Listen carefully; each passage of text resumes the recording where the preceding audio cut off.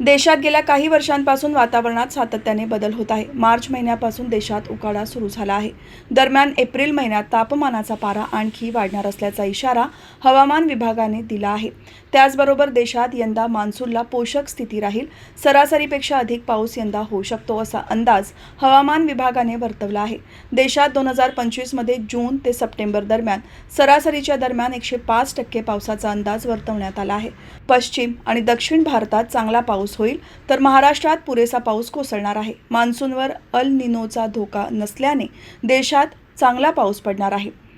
भारतीय हवामान विभागाचे महासंचालक मृत्युंजय महापात्रा आणि शास्त्रज्ञ RK जेनामणी यांनी संयुक्त पत्रकार परिषद घेऊन याबाबतची माहिती दिली.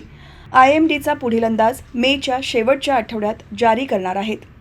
नैऋत्य मान्सून 105% वर राहू शकतो. त्याचवेळी अल निनोची स्थिती तटस्थ राहू शकते. मराठवाड्यात यावर्षी सरासरीपेक्षा जास्त पाऊस असेल तर मध्य महाराष्ट्रातही चांगल्या पावसाची अपेक्षा असणार आहे.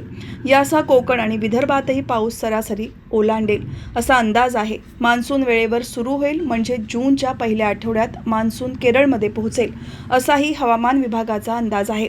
दरम्यान प्रशांत महासागरातील समुद्राच्या पृष्ठभागावर तापमान तटस्थ राहण्याची शक्यता असून सरासरीच्या तुलनेत IOD ही तटस्थ राहील.